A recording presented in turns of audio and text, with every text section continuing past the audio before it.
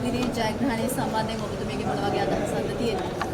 ඇත්තටම මේක ඓතිහාසික ජයග්‍රහණයක්. කොළඹ නගරයේ ඉන්න ජනතාවටත් ජාතික ජනබලවේගයේ හැටියට අපිටත් මේක ඇත්තටම අතිවිශේෂ ජයග්‍රහණයක්.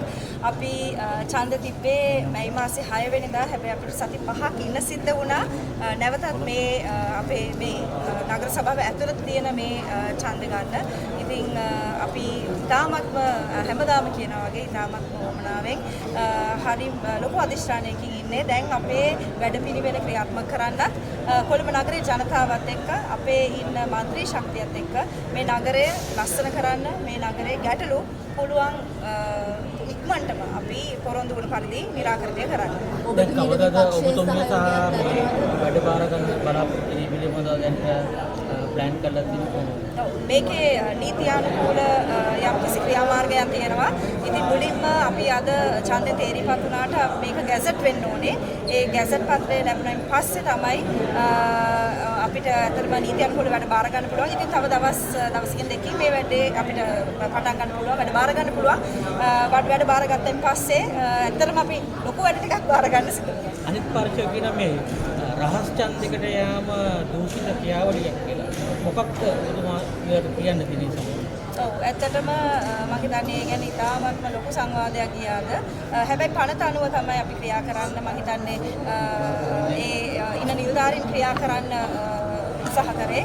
ඉතින් පනත අනුව තමයි නීති අනුකූලව තමයි අද හැමදේම වුණේ. මම හිතන්නේ ඒක හරි ප්‍රජාතන්ත්‍රවාදී විදිහට සියලුම മന്ത്രിවරුන්ට තමන්ට කිසිම අගතියක් නොවන විදිහට තමයි මේ වැඩ කටයුතු අද සිද්ධ වුණේ. ඉතින් ඒ മന്ത്രിවරු කිසිම පැකලීමකින් තොරව අද තමන්ගේ ඡන්දය ප්‍රකාශ කරා. ඒක ජාතික ජනබලවේගයේ අපිට ලැබුණා. ඇත්තටම ඡන්ද 61ක් දක්වා වැඩි කරගන්න පුළුවන් උනේ කොහොමද? 61ක් දක්වා වැඩි කරගන්න පුළුවන් උනේ කොහොමද? මෙහෙමයි අපි දිගටම කිව්වේ අපිට ඒ ඡන්ද ප්‍රමාණය අපිට තියෙනවා කියලා. අපිත් එක්ක ඒ පිරිස අපිත් එක්ක එකතු වෙලා හිටියා කියලා. මම හිතන්නේ ඡන්ද ඉවර වෙනවත් එක්කම ওই ප්‍රශ්නේ දැන් සති 5ක් තිස්සේ අපෙන් ඇහුවා. හැමදාම අපි කිව්වේ අපිත් එක්ක ඒ පිරිස ඉන්නවා, බය වෙන දෙයක් නැහැ කියලා. අදත් කියන්න තියෙන්නේ පිරිස අපිත් එක්ක දිගටම හිටියා. අපිට බය වෙන දෙයක් තිබුණේ නැහැ. දැන් මොන වගේ වැඩ පිළිවෙලක්ද තියෙන්නේ? දැන් කොළඹ දූෂණයෙන් තොරව වැඩ කරගෙන යනවා. මම හිතන්නේ වැඩ පිළිවෙල ගැන අපි මීට කලින්ත් අපේ ප්‍රතිපත්ති ප්‍රකාශ මගින් කතා කරලා තියෙනවා. හැබැයි තව ටික දවසකින් විශේෂයෙන්ම මංගල සභාවක් තියෙනවා. තව ටික දවසකින් ඒකත් එක්ක මේ වැඩ පිළිවෙල අපි ඊට වඩා ජනතාවත් අතර බෙදා ගන්න අපි ලෑස්ති වෙලා ඉන්නවා. සමගී ජනබලවේගයේ මන්ත්‍රී දුර වෙන සහයෝගයක් හම්බුණාද ජයග්‍රහණය සඳහා? මම හිතන්නේ මේක රහස්ගත ඡන්දයක් නිසා විවිධාකාර ඒ කියන්නේ ජාතික ජනබලවේගයේ മന്ത്രിවරු ඇතුළු ප්‍රසිද්ධ අපිත් එක්ක අද දවසේ එකතු වුණ മന്ത്രിවරු ස්වාධීන කණ්ඩායම മന്ത്രിවරු කීප දෙනෙක් හිටියා. ඊට අමතරව ඉතින් අපිට ඡන්ද 61ක්ම තිබ්බා.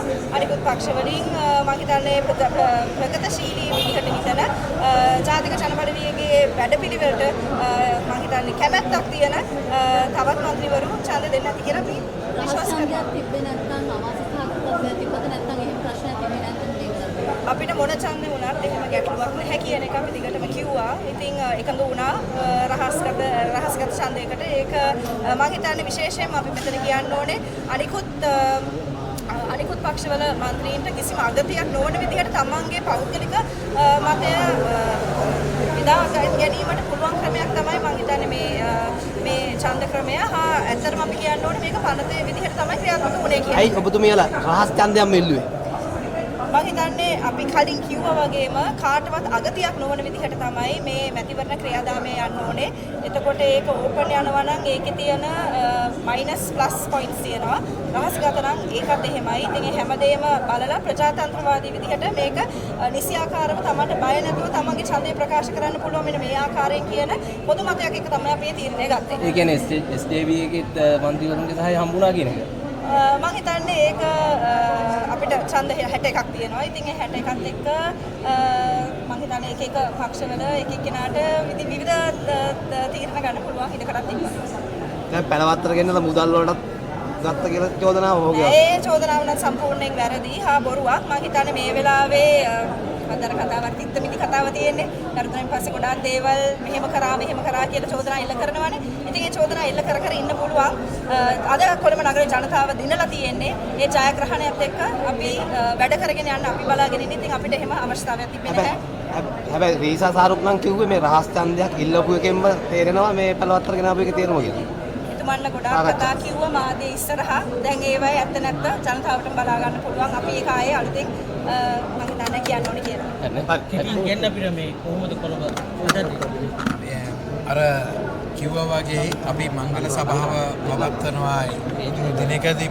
ඒකෙදී අපි විෂයාකාර වැඩපිළිවෙලක් එක්ක අපි මේ ජනතාවගේ වමනාවන් හරියටම තේරුම් අරගත්ත වැඩපිළිවෙලක් ඉදිරිපත් කරනවා. ඒ වගේම කොළඹ නගරේ ජනතාව මෙතෙක්කල් බලාපොරොත්තු වෙච්ච දේ, ඒ කියන්නේ ජනතා අභිලාෂයන් ඉටු වෙච්ච දවසක් තමයි අද. ඉතින් සිංහල දෙමළ මුස්ලිම් බර්ග මැලේ සියලු ජනතාව අපේක්ෂා කරපු දේ. ඉතින් අපේ ජනාධිපති සහෝදරයා පත් වුණා වගේම අපේ පාර්ලිමේන්තුව වැඩි බලයකින් පත් වුණා වගේම ඒ වගේම අපේ නගරාධිපති සහෝදරිය රායි කැලි බල්තසා සහෝදරිය කොළඹ නගරේ නගරාධිපතිනිය වුණා. ඒකම ප්‍රගතිශීලී සියලු කණ්ඩායම් පක්ෂ අපිත් එක්ක හිටගත්තා. දේශපාලන සංස්කෘතිය වෙනසක් බවට කොළඹ මහනගර සභාව සංග්‍රහණ කරා. ඒකේ එක ප්‍රතිඵලයක් තමයි නගරාධිපති තේරුණාට පස්සේදී නියෝජ්‍ය නගරාධිපති තෝරනකොට සියලු පක්ෂ පාට ભેදකින් තොරව සභිකයෝ සියලු දෙනා ඒකච්ඡන්දයෙන් නියෝජ්‍ය නගරාධිපති තේරුවා.